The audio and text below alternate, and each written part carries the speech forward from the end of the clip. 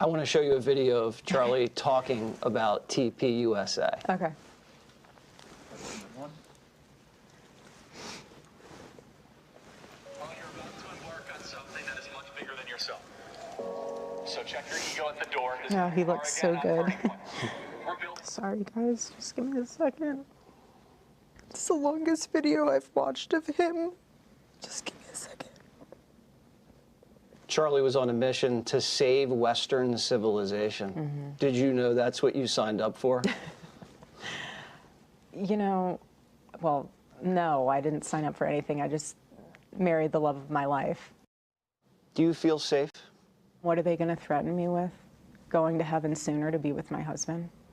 And I don't say that to be reckless. I do not. I do not say that because I'm out in the streets like, here I am, come find me. And that's not at all. It's a fearlessness that's rooted in the understanding that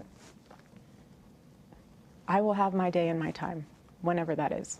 When the Lord knows that I've completed my mission. And I'm not afraid. Charlie wasn't afraid either. We never lived in fear. If we did, we wouldn't get anything done. You told your children that Charlie was going on a work trip with Jesus. Are they still asking, where's Daddy?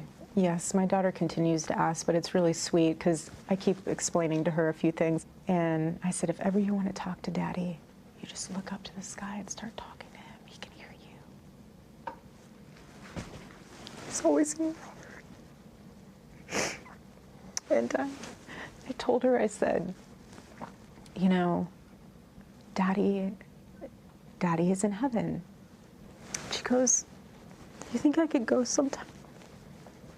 I said, baby, we will all go one day.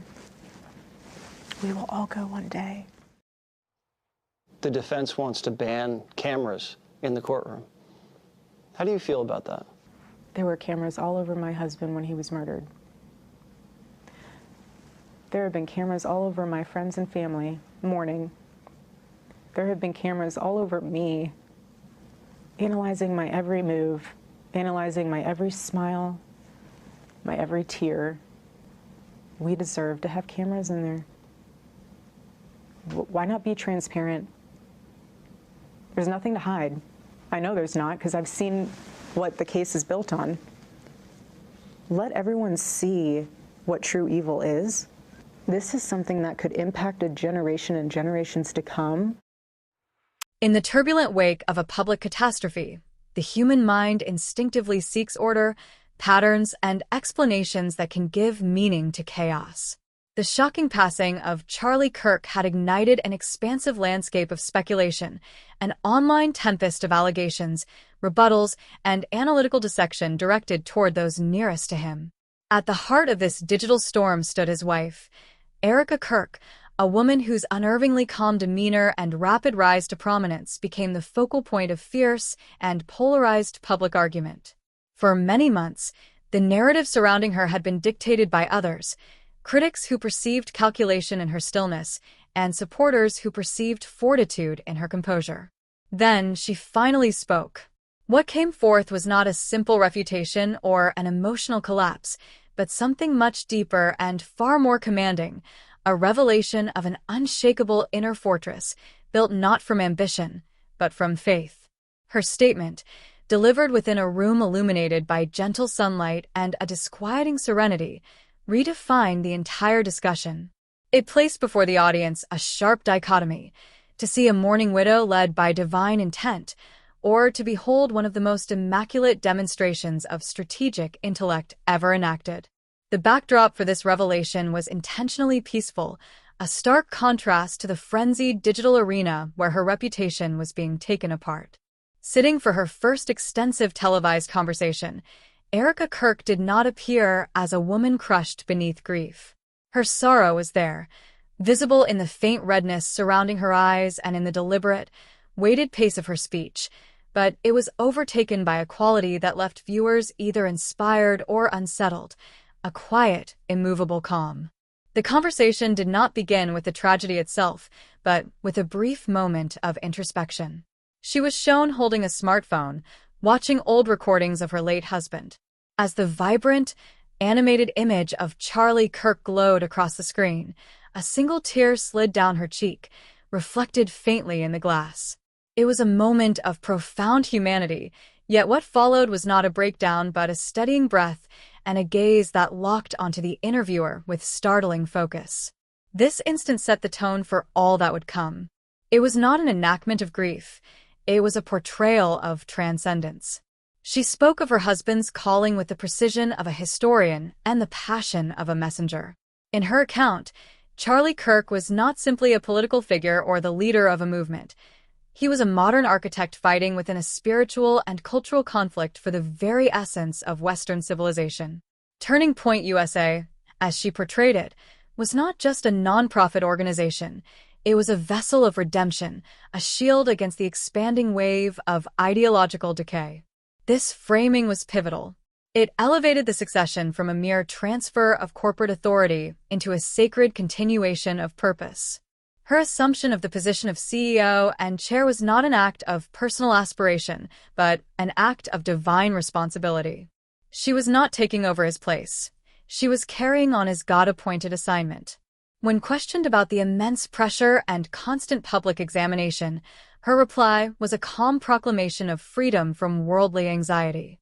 "I refuse to exist under the fear of death or intimidation," she declared, her tone steady and unflinching. "This life is temporary. My protection and my future are not determined by men with wicked desires, but by the hands of God."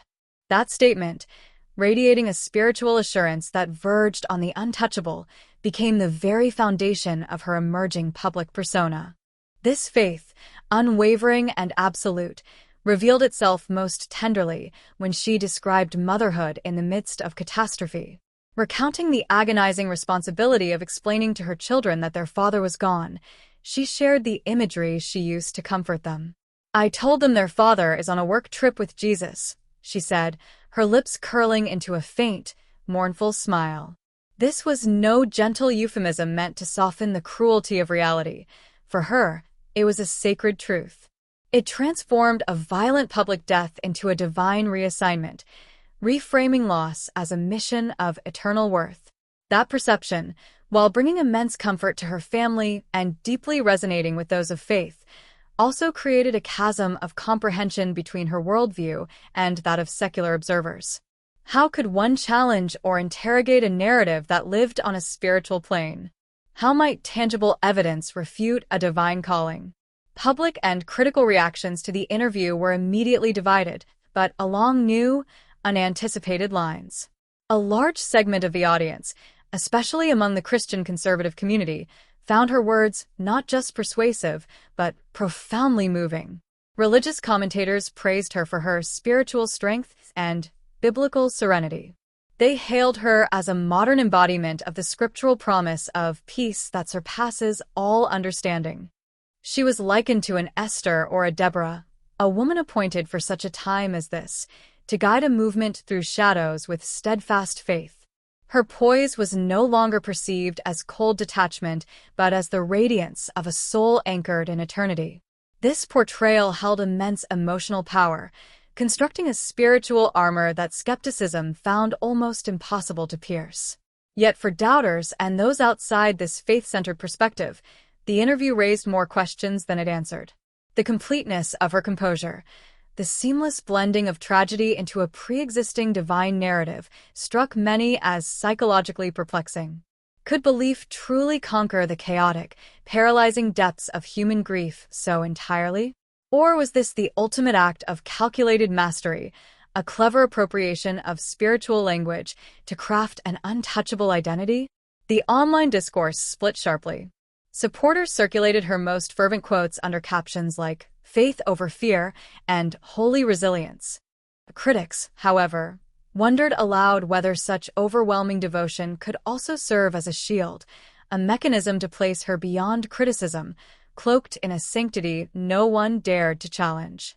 Then, Erika Kirk made a move that stunned both political and legal observers, a step seemingly at odds with the image of a woman detached from earthly matters. She declared she would demand full transparency in the forthcoming murder trial. She insisted that cameras be allowed in the courtroom, arguing that the public had a right to witness justice unfold and confront evil face to face. "People need to see this," she stated firmly, her voice transitioning from calm to commanding. "They deserve to understand the evil that took Charlie from us. To hide this in darkness only protects those who wish to bury the truth." This call for transparency was a masterstroke. It completely altered her relationship with the notion of truth. No longer was she merely a figure under suspicion. She became the fiercest advocate for openness. By aligning herself with public scrutiny and against secrecy, she disarmed critics who accused her of concealment. This declaration solidified her metamorphosis from grieving widow to fearless leader in the eyes of her followers. Analysts, including some previously impartial, began drawing parallels between her and historic figures of immense resolve and conviction. She was compared to Rosa Parks, to Margaret Thatcher, and to women who had stood firm against immense hardship. Praise flowed not only for her faith but also for her poise and wisdom amid adversity. When it was later announced that she would receive the prestigious Patriot Award for strength and leadership, it served as institutional affirmation of her transformation. She was being publicly recognized not as a victim, but as a victor, a leader refined in the furnace of pain. Yet the core mystery surrounding Erika Kirk endures. The world is left with two competing and perhaps irreconcilable interpretations. In one, she is precisely as she appears, a woman of profound faith whose spiritual convictions granted her the extraordinary strength to endure devastation, lead through it, and demand a transparency that unsettles the powerful. In this view, her calm is genuine, her mission sacred, and her story one of divine purpose. In the other, her faith is the ultimate strategic advantage, a narrative so emotionally compelling and spiritually resonant that it renders logical inquiry irrelevant and dissent sacrilegious. Her plea for transparency becomes a brilliant preemptive tactic, a display of openness designed to shift every question toward the courtroom and away from herself. Her serenity is not divine peace, but the self-discipline of a master strategist executing a long-planned succession. The truth likely rests somewhere in the gulf between these two realities. Is Erika Kirk a modern-day prophetess, leading through a testimony of suffering and conviction? Or is she the most polished public figure of the digital age, one who has weaponized faith itself to shield power and deflect scrutiny? Her interview did not reveal a clear conclusion. Instead, it offered the world an intricate riddle enclosed in mystery, encased within an unbreakable fortress of belief. The public remains watching, wondering, and deciding for themselves which version of Erika Kirk they will believe, as the living drama of truth, authority, and faith continues to evolve before their eyes.